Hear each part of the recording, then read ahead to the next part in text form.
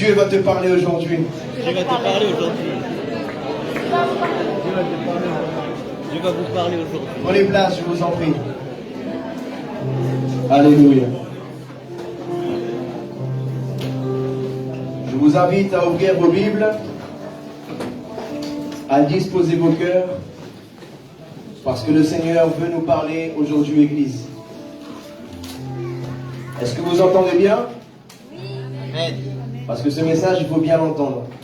Il faut bien l'entendre, il faut bien l'écouter. La Bible dit que la foi vient de ce qu'on entend. Et ce qu'on entend vient de la parole de Dieu. Alors si aujourd'hui ta foi était au plus bas, ta foi était touchée, atteinte par une situation que tu vis actuellement, entends la parole de Dieu et ta foi sera augmentée aujourd'hui. Amen. Écoute ce que le Seigneur a à te dire aujourd'hui et ta vie changera certainement. J'aimerais que nous puissions tous aller ensemble à la parole du Seigneur au livre de Genèse, au chapitre 1, verset 26. Genèse, chapitre 1, verset 26. Que toute la gloire revienne à notre Seigneur Jésus-Christ qui a donné sa vie pour nous à la croix. Alléluia. Je lis la parole du Seigneur en version second 21, s'il vous plaît. Puis Dieu dit, faisons l'homme à notre image, à notre ressemblance, qu'il domine sur les poissons de la mer, sur les oiseaux du ciel, sur le bétail, sur toute la terre et sur tous les reptiles qui rampent sur la terre. Amen. Ce passage que nous venons de lire, c'est le premier verset qui nous parle que Dieu s'est adressé envers l'être humain. De toute la Bible, c'est au verset 26 que le Seigneur s'adresse d'avoir un projet pour l'être humain. Alors, quel est le premier projet que le Seigneur a eu pour toi? Quel est le premier projet que le Seigneur a eu pour nous, l'humanité? Que nous soyons à son image et à sa ressemblance. C'est le tout premier projet qui est écrit dans la Bible. Aujourd'hui, j'aimerais que durant toute cette prédication, que tu puisses disposer ton cœur. Parce que le Seigneur, aujourd'hui, il veut que tu sois à son image et à sa ressemblance. Amen. Dès le départ, Dieu nous a créés pour être comme lui, pour lui ressembler. Car il est saint et il veut que nous soyons saints. Amen. Vous savez, Dieu ne dit pas dans sa parole qu'il est l'esprit humble, l'esprit juste, l'esprit amour. Il est l'Esprit Saint, le Saint-Esprit. Il aurait pu donner n'importe quel autre nom à son esprit, mais il l'a appelé le Saint-Esprit. Pourquoi croyez-vous que Dieu a appelé le Saint-Esprit? Parce que c'est ce qui le caractérise le plus. Il est saint. Il est saint. Et le Seigneur qui est saint, sa volonté pour toi, c'est que tu sois sainte et que tu sois saint. Amen. Amen. Que tu marches dans une vie de sainteté. Que nous puissions tous ensemble mener une vie de sainteté. Alors oui, il est impossible pour toi et pour moi d'être saint par nos propres forces.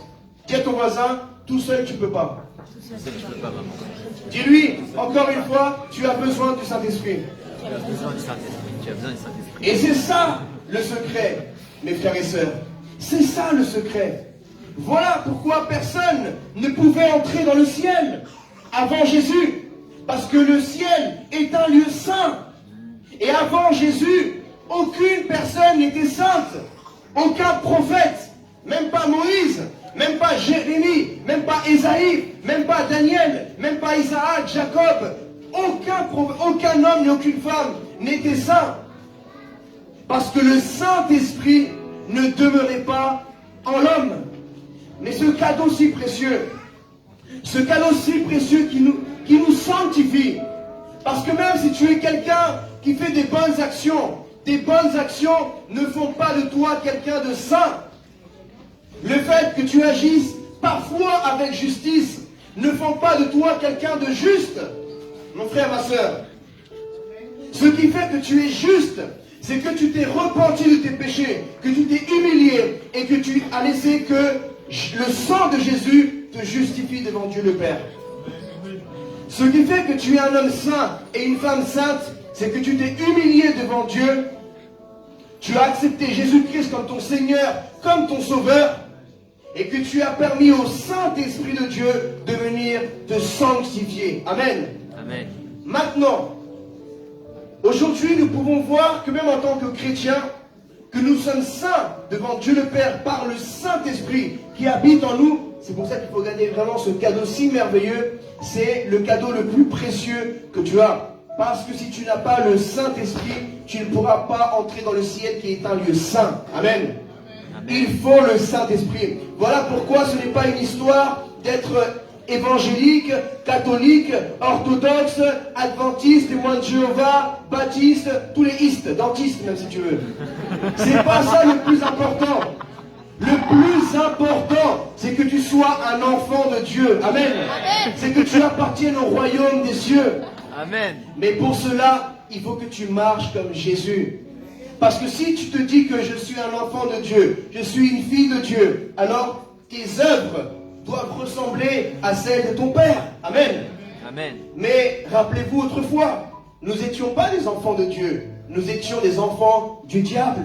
Et nos œuvres attestaient cela. Nous marchions dans le mensonge, dans le vol, dans les péchés, dans la fornication, dans l'adultère, dans le vol, dans la sorcellerie, dans la critique, dans toutes ces choses-là. Tous ces péchés, dans la haine, dans la vengeance. Et toutes ces choses que je viens de vous citer, c'est l'œuvre et c'est la ressemblance de notre ancien père, le diable. Mais nous avons été adoptés par Dieu. Le seul et unique Dieu, le Dieu d'Abraham, d'Isaac et de Jacob. Amen. Et ce Dieu merveilleux ne nous a pas rejetés alors que nous étions les pires des pécheurs. Il nous a aimés. Il connaissait ta vie, mon frère. Il a vu tous tes péchés abominables. Même si tu as une tête d'ange aujourd'hui, tu es bien coiffé. Et ton masque cache ton visage. Ma soeur, toi aussi. C'est pas la peine de rigoler. Toi aussi, le Seigneur connaît ta vie que tu as menée. Mais aujourd'hui, il n'est pas là pour te juger ni te condamner. Mais il est là pour te dire, je t'aime ma fille, je t'aime mon garçon. Amen. Le Seigneur te demande de l'aimer parce que lui t'a aimé le premier. Mais si tu l'aimes, tu dois le montrer. Tu dois prouver ton amour. Tu n'as pas besoin de dire à Dieu aujourd'hui, ah Dieu, si tu m'aimes, prouve-le-moi. Même déjà le fait que tu puisses parler, c'est une preuve qu'il t'aime. Parce qu'il a renouvelé ton souffle de vie aujourd'hui, alors que tu méritais d'aller en enfer. Mais il t'a épargné de l'enfer. Il est parti en enfer à ta place. Amen. Il a porté tes péchés, alors que tu ne lui avais même pas demandé. T'imagines quelqu'un qui te rend un service sans même que tu lui demandes. Lui, il t'a montré son amour en te créant déjà. En te donnant la vie sur terre et la vie éternelle, en te pardonnant tes péchés, en payant la colère de Dieu le Père, qui devait tomber sur l'humanité, sur toi et moi. Jésus t'a montré son amour, qu'il a dit non, ne le touche pas, Père, ne la touche pas. Moi, à sa place, je l'aime. Amen. Amen. Il s'est mis entre toi et la colère de Dieu le Père. Il t'a montré son amour. Dis à ton voisin, montre à Dieu que tu l'aimes. Montre à Dieu que tu l'aimes, maman. Vous savez, dans une relation, on peut dire « je t'aime » toutes les fois. Tu peux écrire des cartes, des SMS, tu peux faire tout ce que tu veux, des trucs romantiques, mais c'est pas les paroles qui comptent le plus, c'est tes actes. Quel acte es-tu en train de poser dans ta relation avec Dieu? C'est bien, j'ai vu que tu chantes très bien, c'est bien, bravo. Tu as une très belle voix. J'ai entendu Alléluia, tu avais une voix d'ange, c'est très bien. Mais ton cœur, comment est-il? Parce que là, je remarque que nous les chrétiens, parfois nous avons une bouche où sort de l'eau douce et de l'eau salée. Est-ce que, même dans la création, ça n'existe pas ça? Même dans la science, ça n'existe pas. Tu ne verras jamais que d'une source, il y a de l'eau salée et de l'eau douce. Je n'ai jamais vu quelqu'un aller boire de l'eau de l'Atlantique ou du Pacifique ou de la Méditerranée. Tu ne peux pas boire de cette eau-là. Elle est salée. Et de la même façon, quand tu adores Dieu avec ta bouche, tu dis Jésus, je t'aime. Mais après, quand tu quittes l'église, tu es là en train d'insulter, de critiquer, de murmurer. Tu n'es pas en train de vivre une vie de sainteté. La sainteté, elle est dans plusieurs aspects. Elle est dans les pensées, elle est dans ce que tu regardes, elle est dans ce que tu entends, elle est dans ce que tu parles, elle est dans ton corps aussi. Amen. Amen. Voilà pourquoi Jésus a été tenté 3 fois. Pourquoi il n'a pas été tenté qu'une fois? Parce qu'il a un corps, une âme et un esprit. Et toi aussi, dans ta vie, tu seras tenté corps, âme et esprit. Dans tes émotions, dans ta chair, dans les désirs charnels. Parce que les désirs de ton esprit, ils te mènent vers Dieu. Parce que celui qui marche dans l'esprit est de l'esprit. Celui qui aime les choses de l'esprit est de l'esprit.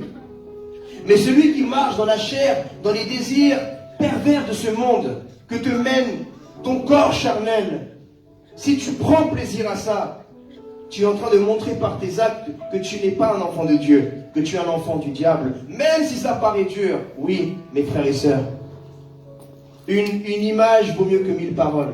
Un acte est posé parle plus que 1000 paroles. Tu peux dire ce que tu veux, mais montre-moi tes fruits. On nous reconnaîtra par nos fruits. C'est vrai ou pas? Amen. Quand tu vois un arbre, c'est un arbre qui produit de la mangue.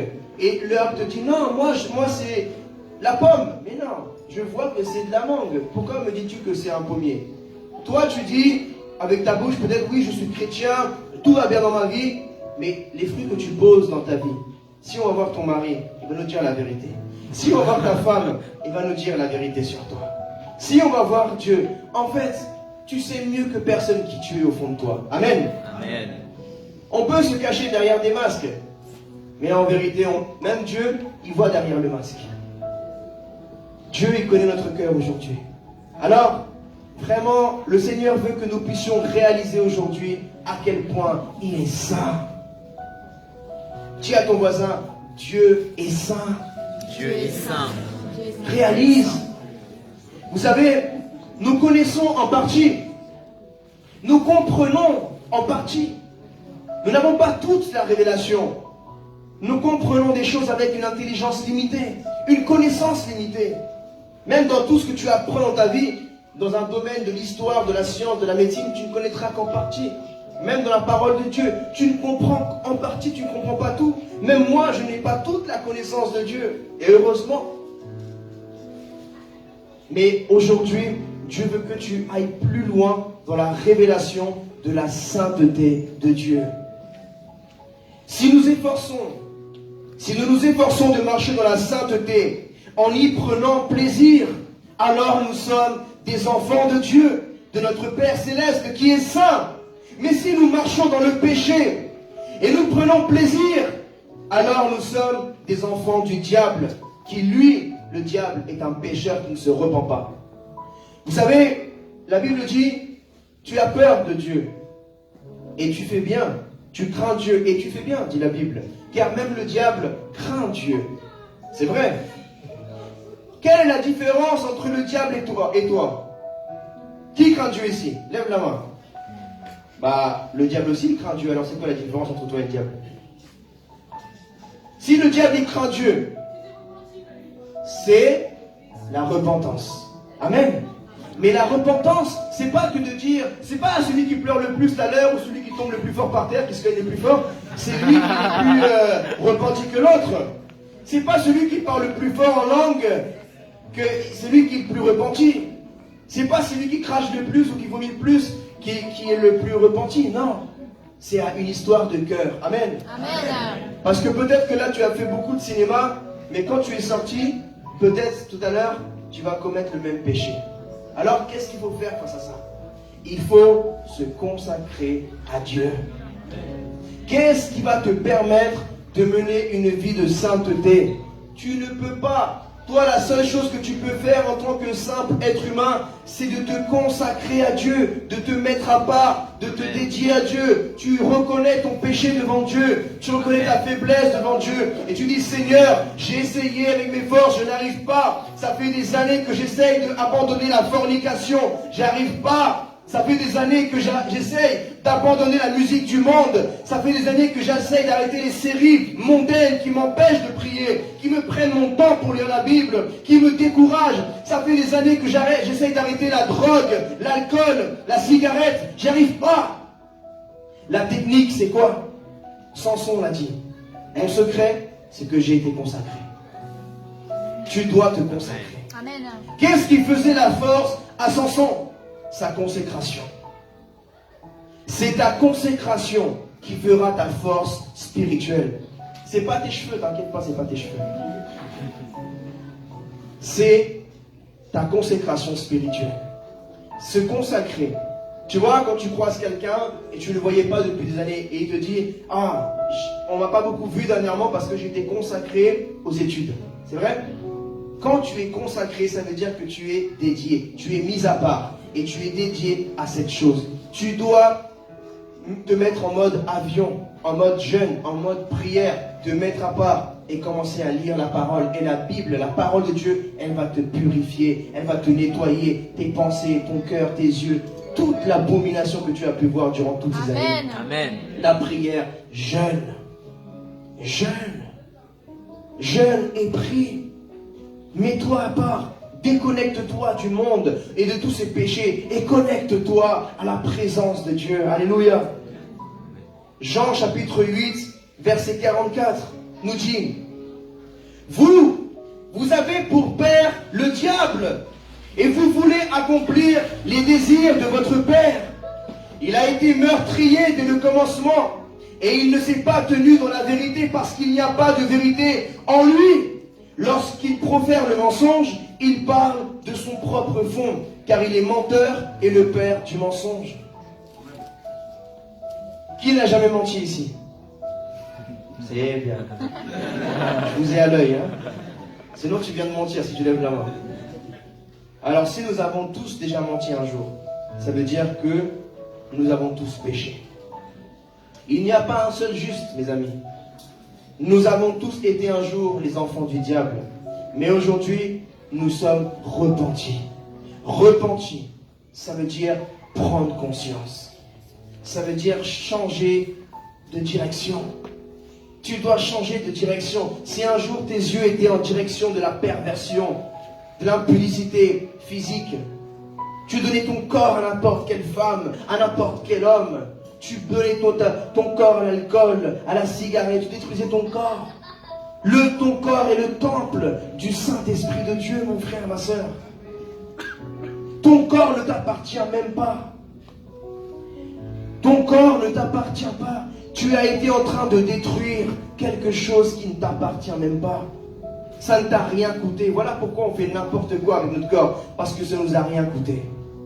Mais Jésus, ton corps, ton âme, ton esprit, il t'a racheté entièrement à la croix. Et il a souffert pour toi. Pour le prix de ton corps, de ton temple.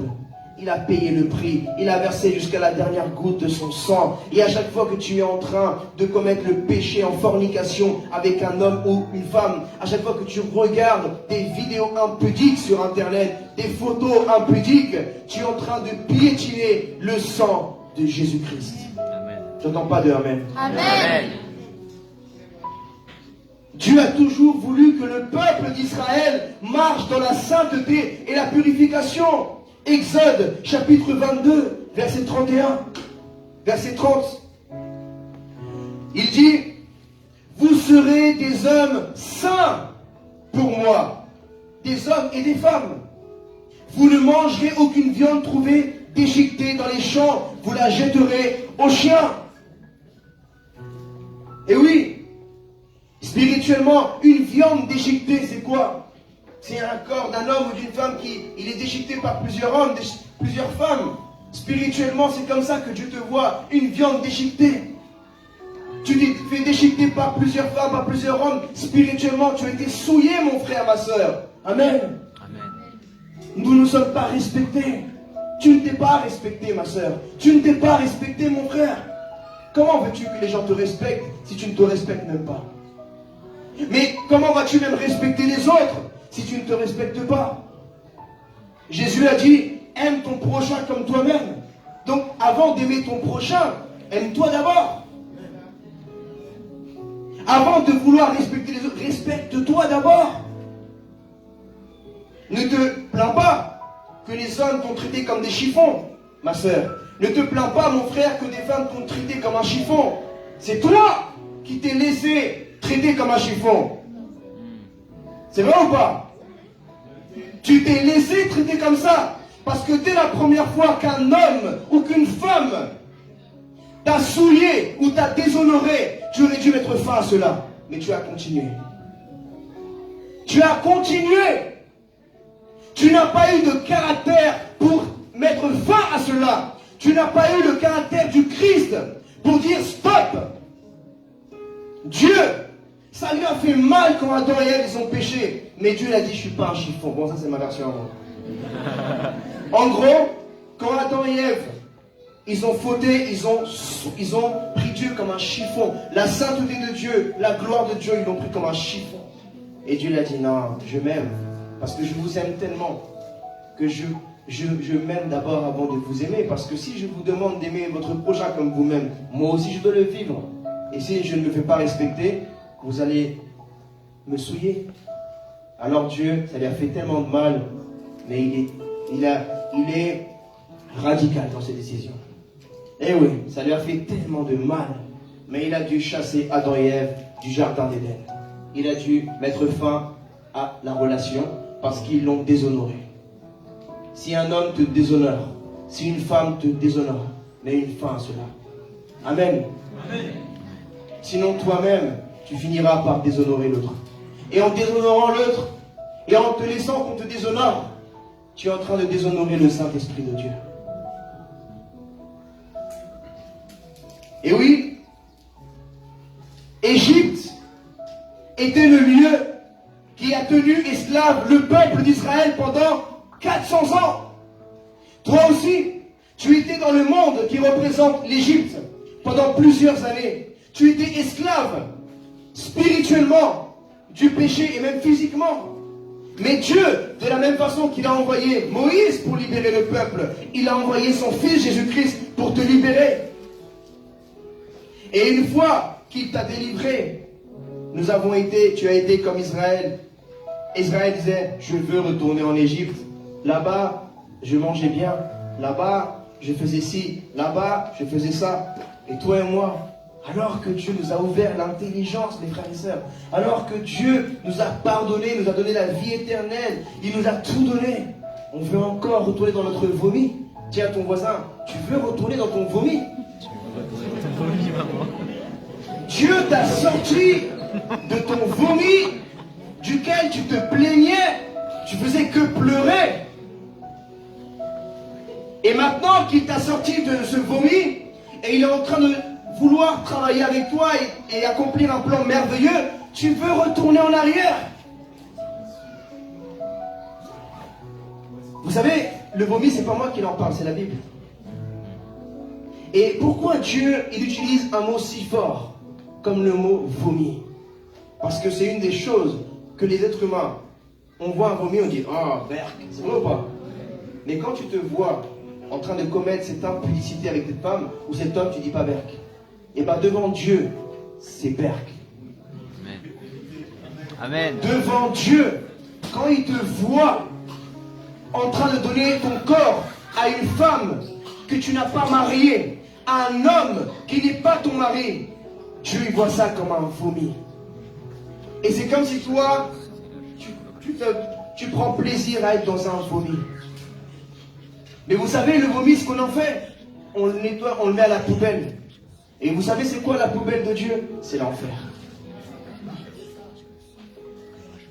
Lévitique, chapitre 11, verset 44. En effet, je suis l'Éternel, votre Dieu.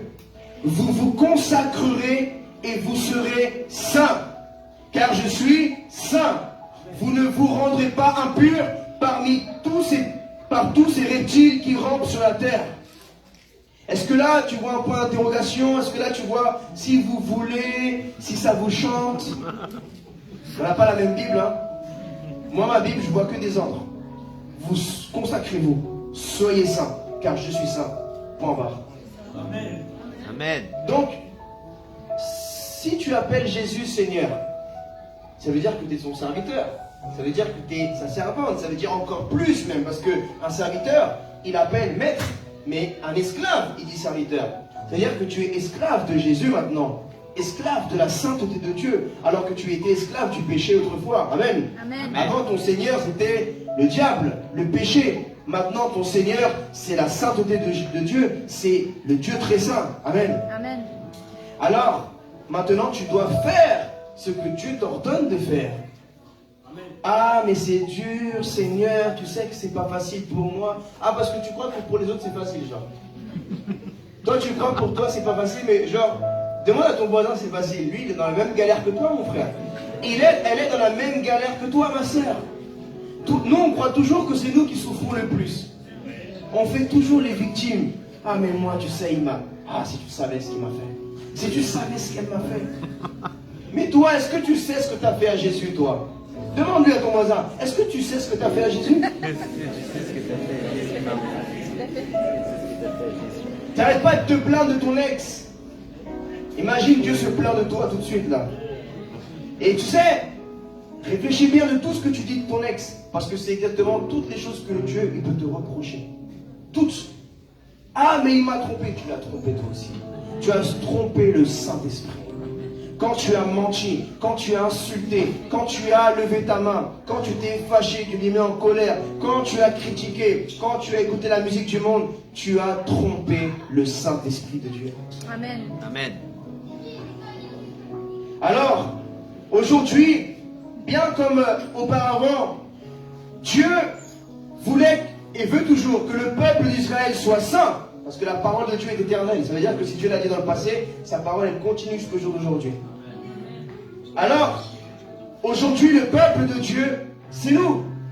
Parce que Israël, c'est le peuple de Dieu, descendant d'Abraham par le physique, biologiquement. Mais nous, les chrétiens, les enfants de Dieu, l'Église de Jésus-Christ, nous sommes les descendants d'Abraham par la foi. Voilà pourquoi Abraham est appelé le père de la foi. Amen. Amen. Alors, si Dieu nous a libérés du péché, ce n'est pas pour que nous retournions en arrière, mais au contraire pour que nous allions de gloire en gloire dans la sainteté. Ça veut dire que ce qui est logique spirituellement, c'est que si on se recroise d'ici un mois, tu dois me dire, pasteur, waouh, j'y vais de gloire en gloire, je suis en sainteté, je suis en train de prier, jeûner. Mais la plupart des personnes, quand je les vois un mois plus tard, ah, pasteur, je suis tombé. Mais il y a un mois, tu m'as dit que... Qu'est-ce qui s'est passé? Ah, j'ai baissé la garde. Tu as baissé la garde. Dis à ton voisin, ne baisse pas la garde. Baisse pas la garde. Baisse pas la garde. Celui qui se croit saint, qu'il regarde à ne pas tomber. Amen. Amen. Pourquoi les êtres humains dans l'histoire ont commis les plus graves péchés? Parce qu'ils ont baissé la garde. Pourquoi Samson est devenu aveugle et on lui a crevé les yeux? Vous voulez qu'on voit la vie de Samson? Allons dans le livre de Juges. Allons dans le livre de Juges, chapitre 16, verset 17. Vous savez, on va parler de Samson. Samson, c'est un des meilleurs exemples. Par contre, si vous parlez de Samson, il faut assumer, parce qu'après vous allez vous retrouver dans le ciel. Hein. C'est toi qui parlais de moi, c'est toi. Alors, il est écrit, il lui ouvrit tout son cœur et lui dit, le rasoir n'est pas passé sur ma tête parce que je suis, quoi? Sacré. Ou est-ce que parce que je suis saint? Non, parce qu'il est consacré. Et quand tu te consacres, Dieu, il te sanctifie. Toi, tu fais ton rôle, tu te consacres. Et Dieu, il fait son rôle, il te purifie. Amen. Dans quoi? Il est consacré à Dieu depuis le ventre de sa mère. Si j'étais rasé, ma force m'abandonnerait. Je deviendrais un homme faible et je serais pareil à tout autre homme. Et beaucoup de fois, nous, qui avions atteint le statut d'enfant de Dieu, nous n'étions plus pareils à tout autre homme. Nous étions plus création de Dieu. Nous sommes passés au statut enfant de Dieu. Nous avons été au statut régné avec Christ dans les lieux célestes. Nous sommes co-héritiers en Christ, de Christ dans les lieux très hauts. Amen. Amen. Mais quand nous perdons notre consécration et nous tombons sur une Dalila ou un Dalilo, nous perdons notre consécration et nous devenons semblables à n'importe quel homme. Amen. Vous savez, Samson n'a jamais eu une vie de prière. Tu peux lire ce soir ou demain ou cette semaine l'histoire de Samson. Ça va beaucoup t'aider. Peut-être qu'en ce moment tu as une Dalila ou un Dalilo, comme je dis. Fais attention qu'elle ne te fasse pas un coup de rasoir. Attention, parce que ça peut aller très très vite. Si tu commences à somnoler, si tu commences à t'endormir dans la prière, à ne plus veiller là où tu veillais autrefois, quand un sentinelle s'endort, qu'est-ce qui se passe, vous qui êtes très intelligents? Quand un veilleur, un sentinelle s'endort, et il y a une armée qui arrive, et le sentinelle, il est sur Instagram, il est sur Facebook. Quand le sentinelle il voit l'armée, il est déjà là. Elle n'a plus qu'un like et c'est fini, ils sont morts. Si tu t'endors dans ta vie de prière, dans ta vie de lecture de la Bible, quand tu ouvriras les yeux, tu verras que tu ne vois plus rien. Quand Samson il a ouvert les yeux, on lui avait crevé les yeux. Et vous savez ce qu'il a dit? Vous savez ce qu'il a dit? Verset suivant, s'il vous plaît. 18. Samson, il faisait récidiviste, comme beaucoup d'entre vous ce soir, aujourd'hui. Vous êtes des récidivistes. Ça veut dire, on a tous été des récidivistes. Ça fait plusieurs fois qu'on tombe dans le même péché. Ça s'appelle récidivisme. Voyant qu'il lui avait ouvert tout son cœur, Dalila envoya appeler les princes des Philistins. En fait, ça représente les démons. Et leur fit dire, montez cette fois-ci, car il m'a ouvert tout son cœur. Il suffit que tu ouvres ton cœur à un démon, il va ramener toute sa bande. Les princes des Philistins montèrent vers elle et apportèrent l'argent, encore une fois. Ça, c'est une typologie de Judas qui a trahi Jésus et a vendu pour de l'argent. Verset 19. Alléluia. Elle endormit Samson sur ses genoux, puis ayant appelé un homme et lui fit raser les 7 tresses de la tête de Samson. Verset 20. Et commença ainsi à le dompter, il perdit sa force. Elle dit alors, les Philistins sont sur toi, Samson. Il se réveilla et dit quoi? Dites-le. Je m'en tirerai comme les autres fois. C'est pas ça que vous avez pensé un jour, vous aussi? Quand vous étiez avec le même mec ou la même fille, vous disiez quoi? Ah, je m'en tirerai comme les autres fois. Il suffit juste que je termine et que je demande pardon et puis après Dieu il est bon, il va me pardonner. C'est vrai ou pas? Je m'en tirerai comme les autres fois. Je me dégagerai. Il ne savait pas que l'Éternel s'était retiré de lui. Wow. Attention mon frère. Attention ma soeur. On croit toujours que ça n'arrive qu'aux autres jusqu'au jour où ça nous arrive. Et pour cela, je vais te donner des astuces. Parce que avant de commettre le péché, avant que Samson ne se fasse crever les yeux, avant qu'il ne passe à l'action avec Dalila, tout a commencé dans les pensées. Et les pensées sont devenues des paroles, et les paroles sont devenues un acte. Mais avant même dans les pensées, il y a eu peut-être aussi les oreilles. Qu'est-ce que tu entends? Fais attention à ce que tu entends. Fais attention à ce que tu regardes. Fais attention à ce que tu penses. Fais attention. Parce qu'on ne tombe pas comme ça du jour au lendemain. Ah, j'ai tombé comme ça. C'est pas comme ça que tu tombes dans le péché. Quand tu tombes dans le péché, c'est sur une longue distance. Ça veut dire que d'abord, tu médites le péché. Tu as le libre arbitre. Et tu dis, tu fais comme Adam et Ève. D'abord, le serpent te parle. Et après, cette parole du serpent devient une pensée. Et tu dis, ouais, c'est vrai, il a raison ce serpent. Ce serait pas mal de manger ce fruit. Et après, tu regardes le fruit, tu te dis, ce fruit est bon à manger. Et après, tu le regardes et tu te rapproches. Et après, tu manges le fruit défendu. Et après, tu perds la sainteté de Dieu, tu perds la vie éternelle et tu finis loin du Seigneur pour l'éternité. Mais ça ne vous arrivera pas. Amen. Amen. Parce qu'aujourd'hui, vous allez vous repentir tous dans cette salle. Nous allons nous repentir. Amen. Amen. La sainteté de nos paroles. Commençons par cela. Jacques, chapitre 3, verset 1. J'ai lu la parole du Seigneur. Ne soyez pas nombreux à vouloir devenir des enseignants, car vous le savez, mes frères et sœurs, nous serons jugés plus sévèrement. En effet, nous trébuchons tous de bien des manières. Si quelqu'un ne trébuche pas en parole, c'est un homme mûr, capable de tenir tout son corps en bride. Quand nous mettons le morse dans la bouche des chevaux, pour qu'ils nous obéissent, nous dirigeons ainsi leur corps tout entier. Voyez, aussi les bateaux, même très grands et poussés par des vents impétueux, ils sont conduits par un tout petit gouvernail là où le pilote le veut. De même, la langue est un petit membre et elle peut se vanter de très grandes choses. Voyez comme un petit feu peut embraser une grande forêt. La langue aussi est un feu, c'est le monde de la méchanceté. La langue se trouve parmi nos membres, elle souille tout notre corps et enflamme le cours de notre existence, étant elle-même enflammée par l'enfer. Toutes les espèces de bêtes, d'oiseaux, de reptiles, d'animaux marins peuvent être domptées et ont été domptées par l'homme. La langue, en revanche, aucun homme ne peut la dompter. C'est un mal qu'on ne peut pas maîtriser et elle est pleine de venin mortel. Par elle, nous bénissons Dieu notre Père et par elle, nous maudissons les hommes faits à l'image de Dieu. De la même bouche sortent la bénédiction et la malédiction. Mes frères et sœurs, il ne faut pas que tel soit le cas. Une source fait-elle jaillir par la même ouverture de l'eau douce et de l'eau amère? Amen. Amen. Vous savez, c'est très facile d'allumer un feu dans une forêt. Très facile, même un enfant peut le faire. Mais est-ce que l'éteindre, c'est très facile aussi? Parfois, on a déclenché des choses dans notre vie ou dans la vie de certaines personnes et on n'arrive plus à les éteindre. C'est parti trop loin. Et tu n'arrives plus, tu as besoin de l'aide de Dieu. Amen.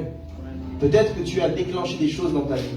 Peut-être pas forcément qu'avec tes paroles, mais dans ta vie, tu as pris des décisions qui ont déclenché tout un engrenage de dépression, de stress, de péché, de haine, de vengeance. Tu as déclenché quelque chose parce que tu n'as pas su avoir la maîtrise de toi. Et aujourd'hui, tu es en train d'en payer les conséquences et tu dis, Seigneur, j'ai besoin de toi parce que là, je ne peux pas éteindre ce feu tout seul. Amen. Ça s'appelle l'humilité. Tu as besoin de t'humilier aujourd'hui devant le Seigneur et de lui dire, aide-moi à éteindre ce feu. Parce que le diable, là, il a augmenté ce feu dans ta vie, ce feu de la chair qui est en train de te brûler pour les choses du monde, pour le péché. Mais tu as besoin maintenant du feu du Saint-Esprit qui vienne consumer le feu de Satan. Amen. Amen. Le feu du Saint-Esprit, c'est le feu de la sainteté de Dieu. Alléluia. Et il va consumer ce feu étranger qui est le feu du diable. Oui, c'est un mot que les gens utilisent dans le monde. Je brûle. Je suis en train de brûler pour cette femme. Je suis en train de brûler pour cet homme. Ma sœur, si tu veux brûler, brûle pour le Seigneur. Mon frère, si tu veux brûler, brûle pour le Seigneur. Laisse cette femme tranquille. Ma sœur, laisse cet homme tranquille. Parce que tu devras rendre des comptes aussi de cet homme-là. Tu as la connaissance. Peut-être que lui n'a pas la connaissance, ma sœur. Tu devras rendre des comptes. Mon frère, cette femme-là, peut-être qu'elle n'a pas ta connaissance de Christ. Et tu devras rendre des comptes parce que tu as été bien achoppement envers cette femme. Et ma sœur, tu devras rendre des comptes devant Jésus parce que tu avais plus de connaissances et tu as été bien achoppement envers cet homme. Amen. Amen. La langue, les paroles. Attention à ne pas déclencher des rumeurs sur un homme ou une femme. C'est facile de déclencher une petite rumeur à quelqu'un, mais après pour l'éteindre, c'est toute une histoire et tu devras rendre des comptes à Dieu. Oui, ayons la crainte du Seigneur. C'est facile de critiquer quelqu'un, serviteur de Dieu ou pas, ça reste une création de Dieu. Et celui qui critique la création de Dieu critique le Créateur. Celui qui lève sa langue ou sa main sur la création, lève sa main sur le Créateur. Et celui qui lève sa main sur le Créateur se fait l'égal de Dieu. Donc toi, tu crois être l'égal de Dieu? Tu crois avoir le droit de parler de quelqu'un? Tu crois avoir le droit de critiquer quelqu'un? Tu crois avoir le droit de juger quelqu'un? Tu crois avoir le droit que seul Dieu a le droit? Repentons-nous, mes frères et sœurs. Repentons-nous. Repentons-nous. Ne chante pas des musiques du monde. Ne chante pas des paroles. N'écoute même pas les chansons du monde. Parce que quand tu es en train de répéter les paroles du monde, ces paroles mélancoliques qui te rappellent tes relations amoureuses du passé, ces paroles douces, ces paroles, c'est R&B. Arrêtez d'écouter du R&B là. Du zouk. Moi je connais pas tous les styles de musique, tous les pays. Je sais pas ce qu'on écoute en Nouvelle-Calédonie. Mais des tcha-tcha-tcha. Attention, attention à ce que vous écoutez. Parce que ça vous rappelle. Ah, mon premier homme. Ah, ma première femme. Ah, mon ex. Non, oublie ton ex, mon frère. Oublie ton ex, ma soeur. Laisse-le passer derrière. Focalise-toi sur ton présent et sur ton avenir. Amen. Amen. Le diable envoie des démons qui manipulent tes émotions, tes sentiments, pour que tu tombes dans les pièges du diable. Le diable, quand il a chuté du ciel, il est tombé avec les sons, dit la Bible. Les instruments et les sons. C'est pour cela qu'aujourd'hui, il domine le monde entier avec la musique du monde. Et nous, comme des zombies, on est là en train de répéter ce que le diable dit. Et quand tu répètes ce que le diable dit, tu prends plaisir au péché du diable. Mais on va voir si tu vas pouvoir assumer et prendre plaisir aux flammes que le diable va aussi devoir assumer un jour. Le diable veut que tu finisses là où lui va finir. Mais Jésus veut que tu passes l'éternité là où lui il est. Amen. Amen. Le chemin qui mène à Jésus s'appelle la sainteté. Le chemin qui mène au diable s'appelle le péché. Quel chemin vas-tu emprunter? Aujourd'hui, Dieu met devant toi le chemin de la vie, le chemin de la mort. Arrête de dire, ah mais c'est difficile. Oui, là, mon frère, la vie c'est pas facile. C'est bien, t'as compris. Tu as une révélation. Ma soeur, la vie c'est pas facile. C'est pour ça que quand tu viens au monde, tu pleures. C'est pour ça. Parce que dès qu'on vient au monde, on pleure. On voit que ce monde il est dur. On voit que ce monde il est difficile. Mais aujourd'hui, tu dois maintenant que tu es né de nouveau spirituellement et que tu viens à une nouvelle naissance spirituelle, maintenant tu dois crier à l'Éternel. Amen. Et tu dois pleurer de repentance. Tu dois pleurer de repentance. Tu dois crier à l'Éternel et dire, Seigneur, j'ai besoin de toi. Quand est-ce que Dieu est intervenu dans la vie du peuple d'Israël? Quand les gémissements, les afflictions du peuple d'Israël sont montées au trône de Dieu, c'est là où Dieu est descendu et il est intervenu. Qui veut que Dieu intervienne dans sa vie aujourd'hui? Aujourd'hui, crie à l'Éternel. Prends une décision ferme. Oui, ça va te faire pleurer. Oui, ça va te faire mal. Oui, c'est pas facile. Mais oui, tu seras béni. Amen. Amen. Tu dois être courageux. Tu dois être courageuse. Tu dois être violent et violente spirituellement. Parce que le royaume des cieux n'appartient pas aux chuchotes. Le royaume des cieux appartient aux vaillants. Le royaume des cieux n'appartient pas aux victimes. Alors arrête de faire ta victime et de victimiser. Ah mais elle m'a fait ça. Ah mais il m'a fait ça. Relève-toi mon frère, relève-toi ma soeur, sèche tes larmes. Et bats-toi pour l'héritage que Dieu a pour toi. Acclame le Seigneur Jésus.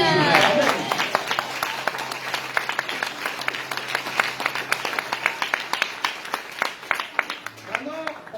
De la sainteté, parce que des pensées du cœur. Si tu n'es pas en train de coucher avec un homme ou avec une femme et que tu n'es pas encore marié avec lui ou elle, et tu crois que tu es en sainteté physique, c'est très bien et je te félicite, persévère dans cela. Mais maintenant, si tu es en train de pécher avec ta langue, tu es en péché et tu n'es pas en train de mener une vie entière dans la sanctification, parce que la sainteté c'est un ensemble. Amen. La sainteté c'est un ensemble. C'est pour cela que, imagine quelqu'un qui n'a pas mal à la tête, mais il a mal aux pieds. Même s'il dit j'ai pas mal à la tête, mais le corps c'est un ensemble. Alors tu es bien malade d'un de tes membres. Et si un de tes membres est malade, alors tout le corps souffre avec lui. C'est vrai ou pas? C'est pour ça que quand la Bible dit ris avec ceux qui rient, pleure avec ceux qui pleurent. Et j'ai une pensée pour les chrétiens persécutés en ce moment dans le monde. Amen. Et toi tu es là en train de penser à des petits trucs... Pendant que des gens sont en train de se faire tuer à cause de l'évangile, nous on est là, les chuchotes, là, les chrétiens d'Europe, là. Mes frères et sœurs, il faut vraiment que nous soyons des adultes spirituellement. Il faut vraiment que nous puissions comprendre que la sainteté, c'est un ensemble. C'est pour ça que souvent, les personnes qui n'ont pas commis trop d'erreurs sont un peu comme les pharisiens. On peut être comme les pharisiens très facilement. Parce qu'on dit, écoute, moi j'ai jamais fait ça, moi j'ai jamais... Oui, mais on a tous péché. Amen. Amen. On a tous péché quelque part. Là où est ta qualité, c'est mon défaut. Là où c'est ma qualité, c'est ton défaut. Ma force, c'est ta faiblesse. Et ta faiblesse, et ta force, c'est ma faiblesse. Donc, on est là pour se compléter et on est là pour prier les uns les autres. S'il y a une sœur qui te confesse un péché, te demande de l'aide, ne va pas la raconter à ton mari. Prie avec elle. Amen. S'il y a un frère qui vient te voir, mon frère, parce que déjà je ne conseille pas aux femmes de ne faites pas ça, c'est pas je vous conseille pas, ne faites pas ça. Une femme ne doit pas confesser ses péchés à un homme. Et un homme ne doit pas confesser ses péchés à une femme parce que ça ouvre des portes spirituelles d'impudicité. Si un homme va dire écoute, je commets des perversions de pornographie, la femme, quelle pensée va-t-elle avoir? Si une femme vient voir un homme et dit écoute, j'ai des problèmes de si sexuellement et tout, quelle pensée va avoir l'homme? Ça ouvre des portes spirituelles. Amen. Amen. Donc tu dois être sage. Ma soeur, tu te confies tes péchés à une femme et pas à n'importe qui. Une femme mature spirituellement. C'est pour ça qu'il y a des diacres et des diaconesses à l'église. Et mon frère, toi aussi, raconte pas tes péchés à n'importe qui. Si tu veux confesser un péché, va voir les leaders de l'église et va voir un homme. Une femme ne doit pas suivre un homme. Un homme ne doit pas faire le suivi d'une femme. Vous comprenez ce que c'est le suivi? C'est quand quelqu'un il veut venir à Jésus et toi tu commences à te dire écoute, on va s'appeler tous les jours à 20h, on va prier ensemble. Comment tu veux prier à 20h avec une femme? Comment tu veux prier à 20h avec un homme? Comment tu vas te voir et tu dis viens chez moi, on va voir le film d'Abraham. Le film d'Abraham. Vous allez avoir un Ismaël ensemble, vous allez voir. Tu dis je vais voir le film, je sais pas quoi. Viens, on va voir Samson. Viens, on va voir le film de Samson.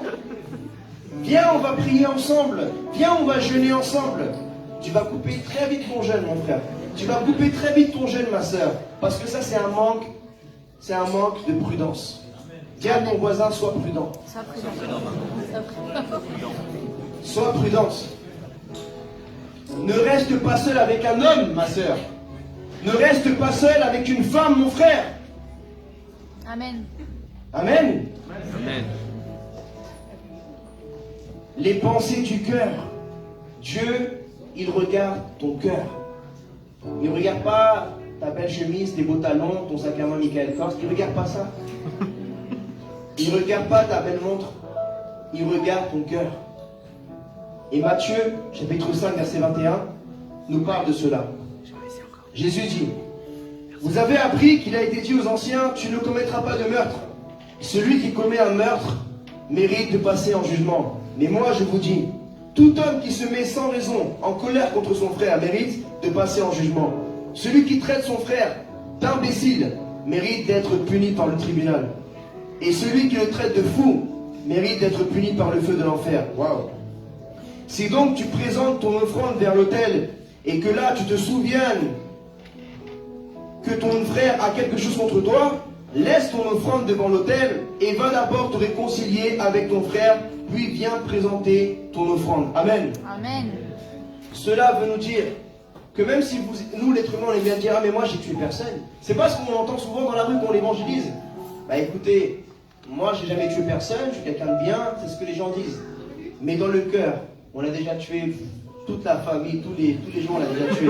T'as tué ta belle-mère, t'as tué ta belle-sœur, t'as tué ton beau-frère, t'as tué tout le monde dans ton cœur. Mais en fait, c'est ça qui importe Dieu. C'est ce qu'il y a dans ton cœur. Amen. Même le prophète Samuel, un homme de ministère, de trajectoire ministérielle, s'est trompé et allait se tromper très gravement. Il voulait consacrer un des grands frères de David par son apparence, parce qu'il ressemblait à l'ancien roi, et il ne savait même pas lui-même que Dieu ne faisait jamais deux fois la même chose. Il a choisi David, parce qu'il a vu son cœur. Et aujourd'hui, je veux te dire, ma soeur, mon frère, Dieu t'a choisi parce qu'il a vu ton cœur. Amen. Il a vu ton cœur repentir. Il a vu tes larmes. Il a vu ta tristesse. Il a vu ta souffrance. Il a vu que tu te sens sale, mon frère. Il a vu que tu te sens sale, ma soeur. Et le Saint-Esprit veut te consoler. Il veut t'aider. Et il y a encore une opportunité pour toi. Amen. Amen. Amen. Le diable veut te faire croire qu'il n'y a plus d'opportunité. Il veut te faire croire que ton ministère c'est fini. Ta vie sentimentale c'est fini. Il veut te faire croire que tout est fini. Mais oui, c'est quand le monde dit que tout est fini, c'est là que Dieu intervient. Et les choses qui sont impossibles à l'homme sont possibles à Dieu. Amen. Amen. Oui, humainement c'est fini. Humainement c'est impossible pour toi de refaire ta vie. Humainement tu es trop trompé.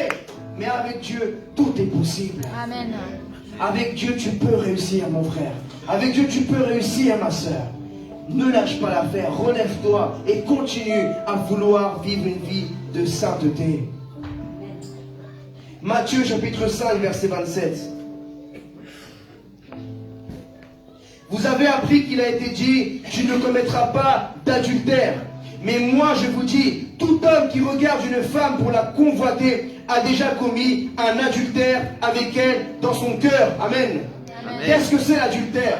Tu es marié avec un homme, tu es marié avec une femme, et tu regardes une autre femme qui n'est pas ta femme avec des pensées impudiques. Tu as déjà commis l'adultère en ton cœur. Amen. Amen. Tu es marié avec un homme, et tu vois un autre homme dans l'église.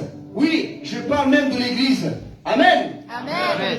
Tu vois un autre homme et tu dis, comme il est beau alors que ton mari, il est là. Même s'il n'était pas là, tu es marié, tu as commis un adultère dans ton cœur. Alléluia. Amen.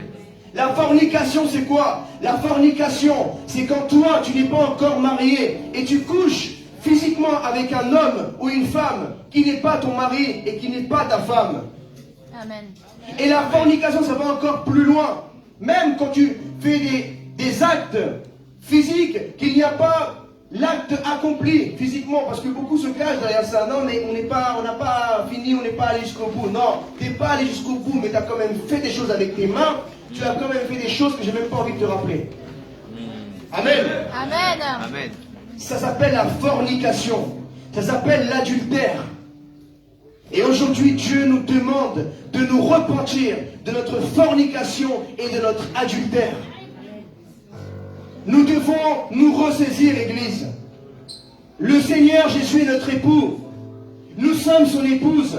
Et il nous veut sans tache ni ride. Amen. Amen. Même si aujourd'hui tu as vécu, tu as commis une erreur dans l'adultère, dans la fornication, il est temps pour toi de te ressaisir, de plier tes genoux, de te repentir et de crier à l'Éternel, Seigneur, j'ai besoin de toi. Viens à mon secours, Seigneur. Sors-moi de cette fornication, sors-moi de cet adultère, sors-moi de ce meurtre. Aide-moi à pardonner mon prochain. Amen. Combien grand soit la blessure que tu as dans ton cœur, tu dois pardonner cet homme, ma soeur. Tu dois pardonner cette femme, mon frère. Alléluia. Amen. Amen. Ne joue pas avec le diable. Parce que si tu continues à commettre ce péché-là, le péché, la paye du péché, les salaires du péché, c'est quoi? C'est la mort. Ça veut dire que quand il y a un salaire, c'est quand tu travailles, n'est-ce pas? La Bible dit, le salaire du péché, c'est la mort, mais le don gratuit de Dieu, c'est la vie éternelle. Amen. Ça veut dire qu'en fait, toi, tu as un salaire pour quelque chose, tu as travaillé, donc tu as mis un effort. Tu t'es efforcé de commettre ce péché. Tu as travaillé pour le diable quand tu es tombé en fornication ou en adultère, où tu as vu ces images, ces vidéos sur Internet d'impudicité, de perversion sexuelle. Que tu aies vécu, excusez-moi, je dois parler de ça. Tu es tombé dans la masturbation, dans la pornographie. Et tu as cru que personne ne t'avait vu, mais le Saint-Esprit t'a vu. Tu as piétiné le sang de Jésus, mon frère, ma soeur. Amen. Amen. Amen. Il faut être dur avec toi. Parce que toi, tu es dur avec Dieu. Non? Tu n'es pas dur avec Dieu? Tu es très dur avec Dieu. Ah, mais pourquoi tu ne me bénis pas moi? Et pourquoi il bénit lui? Regarde ce qu'il a fait, regarde ce qu'elle a fait. Et moi, regarde, tu ne me bénis pas. Et tu fais du chantage à Dieu. Si tu ne changes pas ma vie, je ne vais plus à l'église, je ne prie plus, je ne fais plus ci. Tu es dur avec Dieu. Avant d'être dur avec Dieu, sois dur avec toi. Amen. Amen. Dis-lui à ton voisin, sois dur avec toi. Dur avec toi, maman. Avant d'être dur avec Dieu. On va être dur avec Dieu, maman. Je crois qu'aujourd'hui, le Seigneur, il a sorti la ceinture. Hein. Il a sorti le bâton. Mais vous savez, dites gloire à Dieu. Gloire à Dieu. Gloire à Dieu. Parce que les vrais enfants, même quand les parents les corrigent, ils disent gloire à Dieu. Parce que la Bible dit que le père qui aime son enfant le corrige. Et si Dieu ne serait pas en train de te corriger aujourd'hui, ça veut dire qu'il ne t'aimerait pas. Amen. C'est parce qu'il t'aime qu'il est en train de te mettre des coups. Il te dit mets tes doigts comme ça. Amen. Amen. Amen. Vous savez le potier, quand il commence à travailler un vase, l'argile, ça veut dire qu'il va faire quelque chose avec. Mais les vases qui ne se passe rien dans leur vie, c'est des vases qui ne va jamais rien se passer. Le potier ne va jamais les prendre dans ses mains. Et les vases qui ne passent pas dans les mains du potier, ils ne seront jamais exposés pour la gloire du potier. Si tu dis aujourd'hui, je passe par un désert, pasteur, j'ai été brisé. Ah, dis gloire à Dieu. Ça veut dire que dans peu de temps, tu seras exposé dans la vitrine du royaume de Dieu. Alléluia. Ça veut dire que le Seigneur va t'exposer. Et il va dire à ses anges, regardez-moi cette fille merveilleuse. Oui, elle a été brisée, détruite, elle a pleuré, son maquillage est parti. Mais aujourd'hui, je l'ai exposée dans le royaume des cieux parce que je l'aime. Ça, c'est ma fille. Amen. Et ça, c'est mon fils. Regardez-le là. Il fait le beau, mais il pleurait il y a quelques années, il y a quelques mois. Il a pleuré toutes les larmes de son corps. Il a pleuré comme une femmelette. Mais aujourd'hui, c'est un géant dans le ciel. Amen. Alléluia.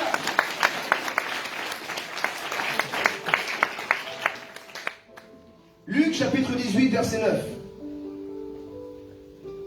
Jésus il a trop de sagesse. Je lis la parole du Seigneur, il dit encore cette parabole à l'intention de certaines personnes qui étaient convaincues d'être justes et qui méprisaient les autres. Dis à ton voisin, ne méprise personne. Méprise personne. Méprise personne. Deux hommes montèrent au temple pour prier. L'un était un pharisien. Un pharisien, c'est une branche du judaïsme. L'autre, un collecteur d'impôts. C'est le mec qui vous appelle pour vous dire, vous devez payer cette facture, monsieur. Vous devez payer cette facture, madame. Sinon, on vous envoie les huissiers. C'est ça, un collecteur d'impôts.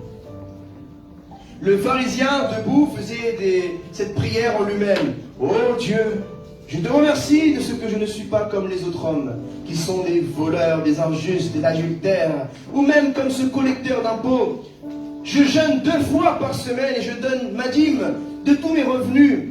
Le collecteur d'impôts, lui, se tenait à distance et n'osait même pas lever les yeux au ciel. Mais il se frappait la poitrine en disant, ô Dieu, aie pitié de moi, qui suis-je, un pécheur. Je vous le dis, a dit Jésus, lorsque ce dernier descendit chez lui, donc le collecteur d'impôts, il était considéré comme juste, mais pas le pharisien. En effet, toute personne qui s'élève sera, quoi? Abaissé. Et celle qui s'abaisse sera Élevé. Amen. Ne critique pas ton frère ou ta soeur. Laisse-le entre les mains de Dieu. Ou laisse-la entre les mains de Dieu. Ne sois pas un pharisien. Il vaut mieux que tu sois un collecteur d'impôts et que tu puisses te ressaisir. Et tu puisses toujours garder un cœur humble devant le Seigneur. Et je dis, waouh Seigneur.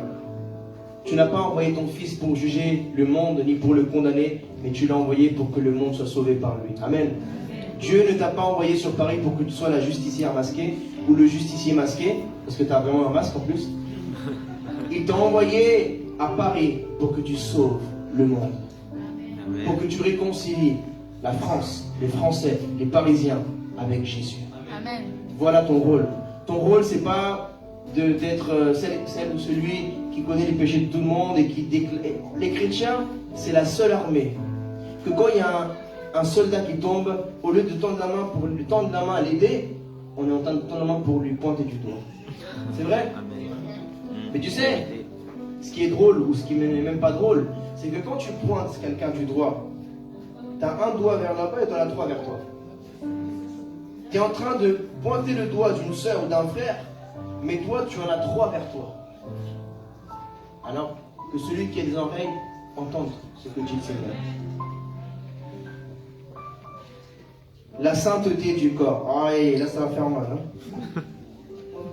Romains chapitre 6, verset 19. Je parle à la manière des hommes à cause de votre faiblesse naturelle.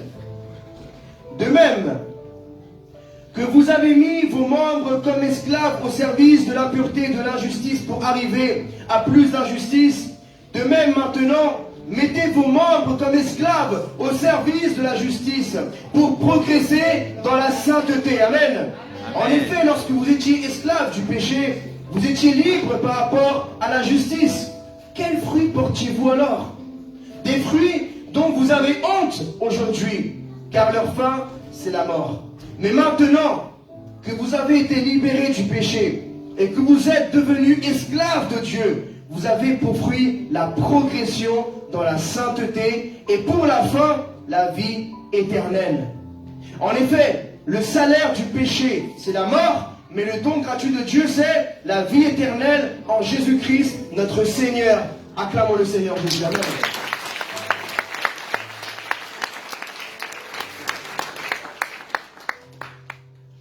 Vous savez, même quand tu dois te repentir, tu dois porter du fruit de repentance. C'est pas juste, tu dis, écoute, c'est bon, je me repens. Non, il faut porter du fruit. Parce que quand, comme dit la Bible, vous étiez libre par rapport à la justice, ça veut dire que tu n'avais aucun compte à rendre à la justice. C'est ça que ça veut dire. Mais maintenant, tu n'es plus libre par rapport à la justice. Maintenant, tu dois rendre des comptes à la justice de Dieu. Et ça, tu dois avoir la crainte du Seigneur dans ton cœur. Amen. Parce que malheureusement, nous, l'être humain, nous marchons beaucoup par la crainte. C'est vrai ou pas? Quand tu devais rendre des devoirs à l'école, est-ce que vous les faisiez par amour, vos devoirs? Arrêtez de faire vos petits menteurs là, hein, petits mensonges. Quand tu faisais tes devoirs, tu savais que c'était par la crainte beaucoup de fois parce que tu savais que ta maman allait te chicoter, ou ton papa aussi. Ou tu savais que tu allais avoir un 0, donc il fallait vraiment que tu rendes ce devoir parce qu'il y avait la crainte. Pourquoi tu arrivais à l'heure à l'école souvent? C'est pas parce que tu étais rempli d'amour pour la professeure, ou pour le prof, ou pour le CPE. C'est pas parce que tu avais trop d'amour pour ton établissement et tu voulais que l'établissement soit bien reconnu dans la région parisienne. Non. Tu faisais ça parce que tu savais que si tu arrivais en retard, tu n'allais pas être accepté. Attention là, tu faisais ça parce que tu savais que au bout de quelques fois, tu allais voir le bureau du CPE. Donc il y a beaucoup de choses dans la vie qu'on fait par la crainte. Mais même les choses que tu fais par la crainte, c'est bien mon frère, c'est bien ma soeur. C'est pourquoi? Parce que le commencement de la sagesse, c'est la crainte de Dieu. Amen. Amen. Et la Bible dit que celui qui gagne des âmes, il est sage. Amen. Ça veut dire que si le commencement de la sagesse, c'est la crainte de Dieu, alors le commencement de celui qui veut gagner des âmes, ou celle qui veut gagner des âmes, c'est la crainte de Dieu. Parce que tu dois te sentir concerné par le royaume de Dieu. Tu n'es pas qu'un simple salarié, comme dit la Bible. Le salaire du péché, c'est la mort, mais le don gratuit de Dieu, c'est la vie éternelle. Ça veut dire que pour avoir la vie éternelle, justement, tu n'as rien à faire.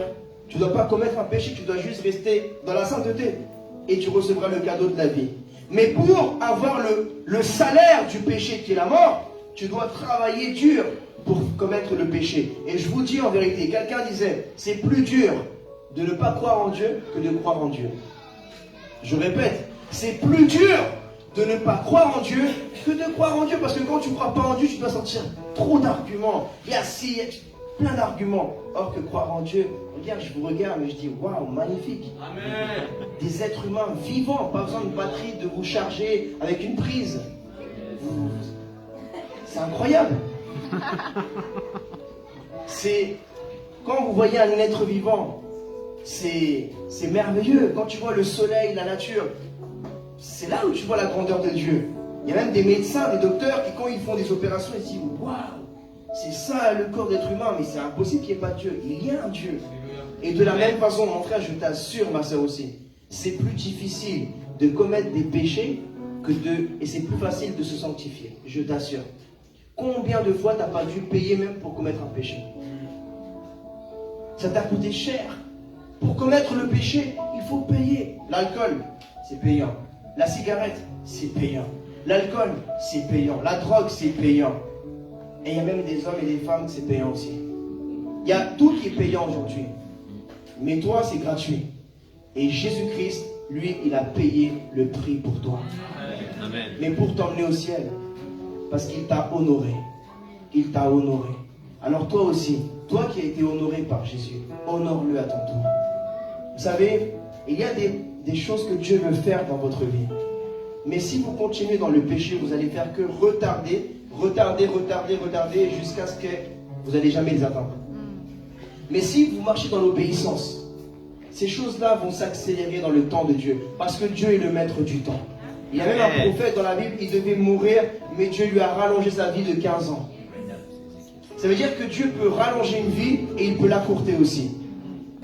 Et donc tu crois que ton mari, ta femme, Dieu ne peut pas le ramener plus vite ou même le faire venir moins vite. Tout dépend de l'honneur que tu as envers le Seigneur. Si tu te préserves ton corps pour ton Seigneur, pour le Saint-Esprit, et pour ton époux, et pour ton épouse, tu es en train d'honorer Dieu et ton époux et ton épouse qui est quelque part.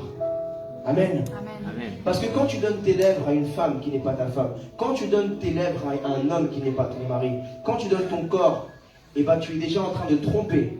Même si tu n'es pas actuellement avec lui, dans le monde spirituel, devant Dieu, il sait déjà avec qui tu vas être. Et tu es déjà en train de tromper à l'avance l'homme qu'il a prévu pour toi ou la femme qu'il a prévu pour toi. Tes lèvres doivent être consacrées pour Dieu et pour ton épouse ou pour ton époux. Amen. Tes mains doivent être consacrées pour ton mari, pour ta femme, pour ton Dieu. Amen. Amen. Tout ton corps, même tes pensées, ta parole. Tu ne peux pas parler à une femme de dehors comme tu parles à ta femme. Vous savez, souvent dans certaines cultures, ou dans certains, même aujourd'hui, en France, parfois des hommes s'adressent à une femme, ma chérie. Non, tu ne peux pas parler à une femme, ma chérie. Ta seule chérie, c'est ta femme, mon frère. Amen. Tu ne peux pas parler à un homme, écoute mon chéri. Non, ton seul chéri, c'est ton époux. Quelle distinction fais-tu entre un homme, entre ton mari et un autre? Tu es en train de déshonorer ton mari, tu es en train de déshonorer ta femme. Tu donnes ton numéro à n'importe quelle femme, mon frère. Tu donnes ton numéro à n'importe quel homme, ma sœur. Quel honneur fais-tu à ton mari? Quel honneur fais-tu à ta femme, mon frère? Amen. Amen. Honore ton mari par la façon dont tu t'habilles, ma sœur. Honore ta femme, mon frère, dans la façon dont tu t'habilles. Amen. L'honneur, aujourd'hui, on sait plus ce que c'est l'honneur dans cette culture européenne et dans le nouvel ordre mondial. On sait plus ce que c'est dans cette culture du péché. On sait plus ce que c'est honorer ses parents. Regardez, on a perdu aujourd'hui tous les parents, les fous, dans des bunkers, dans des maisons de retraite là-bas. On déshonore nos parents. On sait plus ce que c'est honorer nos parents. On sait plus s'occuper de nos parents et de nos mamans. On ne sait plus honorer une femme, un homme, on ne sait plus. On a perdu notre déshonneur, car comme on a été déshonoré par le serpent, par Adam et Ève, aujourd'hui on doit être restauré afin de pouvoir honorer le Seigneur Jésus-Christ. Parce que lui, il t'a honoré. Adam et Ève étaient nus et ils avaient honte. Et qu'est-ce qu'il a fait Dieu? Il a couvert leur nudité par une peau d'animal. Et vous savez, vous et moi, nous sommes sortis d'Égypte nus du péché du monde. Et il nous a revêtus par le revêtement de son Fils Jésus-Christ. Il nous a revêtus de son Fils Jésus-Christ, de la peau de l'agneau. L'agneau de Dieu nous couvre notre nudité spirituelle, notre péché. Amen. Amen. Aujourd'hui, tu as besoin d'aller dans la présence de Dieu. Combien même tu as commis les plus graves péchés, mon frère, ma soeur. Tu as besoin de t'humilier. Tu as besoin de te repentir de tout ton cœur, de crier à l'Éternel et de dire, Seigneur, viens me couvrir, s'il te plaît. Je veux m'en sortir. Alléluia. Dis au Seigneur, je veux m'en sortir. Je veux m'en Je veux m'en sortir. sortir. 1 Corinthiens chapitre 10 verset 12. Ainsi donc, que celui qui croit être debout fasse attention à ne pas tomber. Aucune tentation ne vous est survenue qui n'ait été humaine. Dieu est fidèle et il ne permettra pas que vous soyez tentés au-delà de vos forces. Mais avec la tentation, il préparera aussi le moyen d'en sortir, afin que vous puissiez la supporter. Amen. Amen. En gros, ce verset, je peux le résumer, tu n'as aucune excuse. C'est vrai. Parce qu'en gros, combien même tu pourras me sortir la plus grande tentation, ma soeur, mon frère, le niveau que tu peux me dire, c'était une tentation énorme. Et bah, la Bible dit que Dieu ne t'a pas donné une tentation plus grande de ce que tu pourras supporter. Si Dieu a permis que Shadrach, Meshach et Abednego soient face à un four qui était 7 fois plus chaud que la normale, ça veut dire que Jésus va augmenter 7 fois ta foi aussi. Alléluia. Amen. Amen. Ça veut dire que Jésus aussi, il va agir 7 fois plus dans ta vie aussi. Amen. Amen. Amen.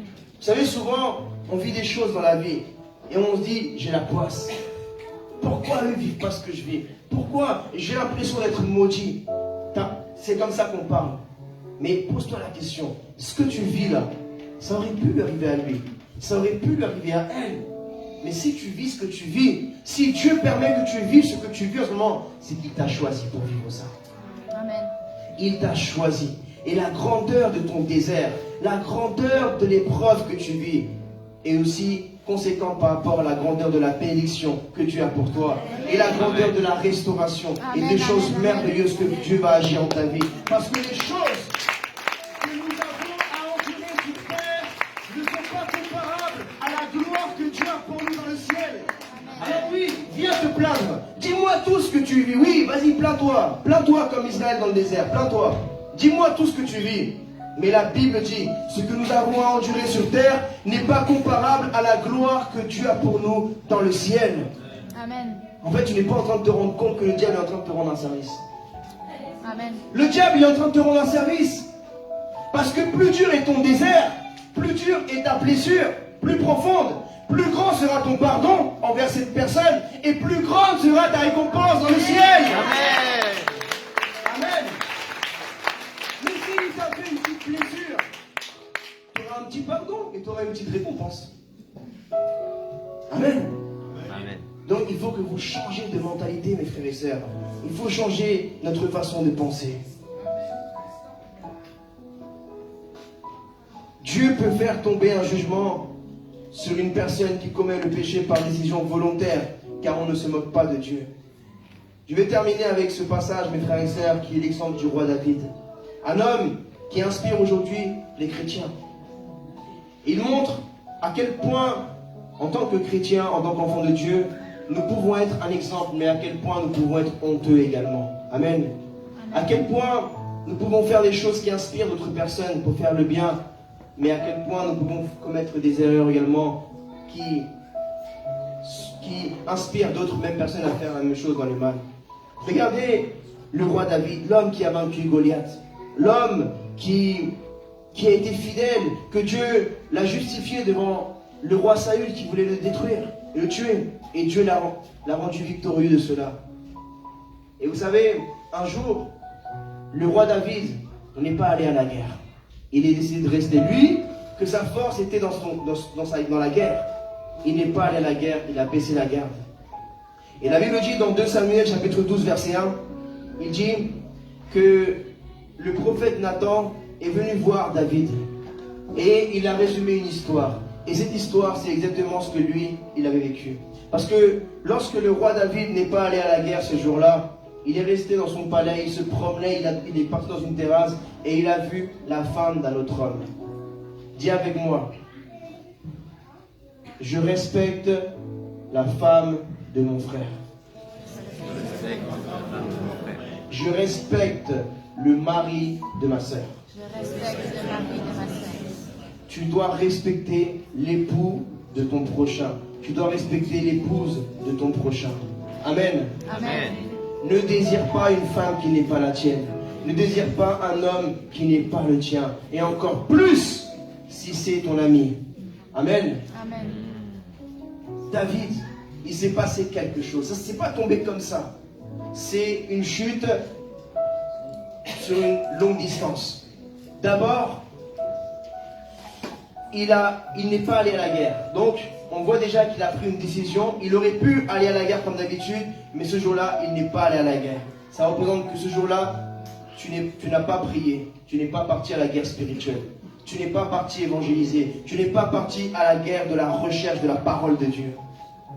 Et il est parti se promener dans la terrasse, alors qu'il savait très bien ce qu'il y avait devant sa terrasse, dans son balcon. Mais il est parti quand même. Ça veut dire que toi, tu avais déjà la connaissance des choses qu'il y avait là-bas, mais tu es quand même parti là-bas. Et une fois que tu es parti là-bas, tu as vu la femme du riz. Tu as vu une femme qui n'était pas la tienne. Ou bien tu as vu un homme qui n'était pas le tien. Parce que comme je l'ai dit, même si cet homme avec lequel tu es tombé était célibataire, ou même si la femme avec laquelle tu es tombé était célibataire, dans le futur, cette femme avait déjà un mari, et dans le futur, cet homme avait déjà une épouse. Amen. Amen. Et David, il a demandé, mais de qui est cette? Ramenez-la moi, c'est la femme à qui elle? Et on lui a dit, c'est la femme à Uri, ton soldat fidèle. Alors là, c'est là où il est allé encore plus profondément dans l'aveuglement. Et il avait une décision à prendre. Il aurait pu dire, waouh, bon, même si elle est belle, écoute, c'est la femme à mon ami, on va la laisser tranquille. Mais il a dit, non, je m'en fiche. Et c'est ce que toi et moi on a dit aussi. Parce qu'avant de commettre un péché, le Saint-Esprit, il vient avant te dire, attention ma fille, attention mon garçon, ce péché te mène à ça. Mais toi tu as dit, et nous avons tous dit, un jour, je m'en fiche. Ça peut être la femme du riz, je m'en fiche. Je vais le tuer. Et oui, et malheureusement, le roi David, aveuglé par le désir charnel du péché, lui qui aimait Dieu, nous-mêmes, nous aussi, nous aimons Dieu et parfois nous avons commis des atrocités, des abominations. Et il a couché, il a souillé la femme de son ami. Et il a tué son ami, qui était un soldat fidèle qui était prêt à mourir pour lui. Et un jour, il était là, il croyait que personne s'était rendu compte comme toi et moi. On croyait, ah ben c'est bon, personne n'a vu. C'est bon, ça reste entre elle et moi, ça reste entre lui et moi, n'est-ce pas? Mais Dieu avait vu. Et un jour, dans le deuxième livre de Samuel, chapitre 12, verset 1, l'Éternel envoya Nathan vers David. Il va donc le trouver et lui dit, David, il y avait dans une ville deux hommes, l'un riche et l'autre pauvre. En gros, le riche, c'était David, et le pauvre, c'était Uri. Le riche avait des brebis et des bœufs en très grand nombre. Ça représente quoi? David, il avait toutes les femmes qu'il voulait. Il avait toutes les femmes qu'il voulait. Il avait juste à aller dans son palais et prendre la femme qu'il voulait pour la journée. Mais il est parti chercher la femme d'un autre. Et le pauvre n'avait rien du tout, sauf une petite brebis qu'il avait achetée. Il la nourrissait et elle grandissait chez lui avec ses enfants. Elle mangeait de son pain, buvait dans sa coupe et dormait contre lui. Il la considérait comme sa fille. Un voyageur est arrivé chez l'homme riche. Mais le riche n'a pas voulu toucher à ses brebis ou à ses bœufs pour préparer un repas aux voyageurs venus chez lui. Il a pris la brebis du pauvre et l'a préparée pour l'homme qui était venu chez lui. La colère de David s'enflamma violemment contre cet homme et il dit, Nathan, l'Éternel est vivant. L'homme qui a fait cela mérite la mort. En outre, il remplacera la brebis par 4 autres. Puis il a commis cet acte et s'est montré sans pitié. Nathan déclara alors à David, c'est toi qui es cet homme-là. Voici ce que dit l'Éternel, le Dieu d'Israël. Je t'ai désigné par onction comme roi sur Israël et je t'ai délivré de Saül. Je t'ai donné la famille à ton maître. J'ai mis ces femmes contre ta poitrine. Je t'ai donné la communauté d'Israël et de Juda. Si cela avait été trop peu, j'aurais encore ajouté. Pourquoi donc as-tu méprisé la parole de l'Éternel en faisant ce qui est mal à mes yeux? Tu as tué par l'épée Uri, le Hittite. Tu as pris sa femme pour faire d'elle ta femme, et lui, tu l'as tué sous le coup de l'épée des Ammonites. Désormais, puisque tu m'as méprisé, et que tu as pris la femme d'Uri, le Hittite, pour faire d'elle ta femme, l'épée ne s'éloignera pas de ton foyer. Voici ce que dit l'Éternel. Je vais faire sortir de ta propre famille le malheur contre toi, et je vais prendre sous tes yeux tes propres femmes pour le donner à un autre, qui couchera au grand jour avec elle. En effet, tu as agi en secret, mais moi, c'est en présence de tout Israël, et en plein jour que je ferai cela. David dit à Nathan, j'ai péché contre l'Éternel. Nathan lui répondit, l'Éternel pardonne ton péché, tu ne mourras pas. Cependant, parce que tu as fait blasphémer les ennemis de l'Éternel en commettant cet acte, le fils qui t'est né mourra. Nathan retourna chez lui. L'Éternel frappa l'enfant que la femme d'Uri avait donné à David et il fut gravement malade. Amen. Amen. Vous savez, mes frères et sœurs, malheureusement, cette histoire, c'est la vôtre et la mienne. On a tué Uri. On a, entre guillemets, tué Jésus-Christ. Oui. Et le Saint-Esprit. On a tué, on a piétiné le sang de Jésus. On a tous péché, mes frères et sœurs. Et vous savez, non seulement parfois on commet des péchés, mais on est culotté aussi pour aller vouloir même faire la justice à quelqu'un d'autre. C'est vrai ou pas? Amen. On est comme ça, nous. Que Dieu nous aide, mes frères et sœurs, non seulement à avoir la crainte de Dieu envers le Saint-Esprit, envers la sainteté de Dieu, mais aussi à avoir l'amour envers notre prochain. Que Dieu nous aide à avoir la sagesse de Dieu. Parce que je sais qu'on est dans un monde, malheureusement, où il y a tellement d'injustices. Et nous-mêmes, souvent, nous commettons ces mêmes injustices. Aujourd'hui, j'aimerais que vous puissiez vous lever, s'il vous plaît. Je vais inviter le groupe de louanges. Et je vais nous demander à tous de fermer nos yeux, s'il vous plaît. Ferme tes yeux. dispose ton cœur et écoute ce que le Seigneur va te dire ce soir. S'il y en a parmi vous qui souhaitent passer devant, ne vous sentez pas moins, n'ayez pas honte, parce que nous sommes tous des pécheurs comme nous. Nous sommes tous des pécheurs. Et nous avons tous besoin d'aller à un autre niveau de sainteté. Alors s'il y a quelqu'un dans cette merveilleuse église qui voudrait aller à un autre niveau dans la sainteté de Dieu, passe devant mon frère, passe devant ma sœur. N'aie pas honte de passer devant. Aie plutôt honte de rester assis dans le péché que tu es en train de commettre aujourd'hui, église.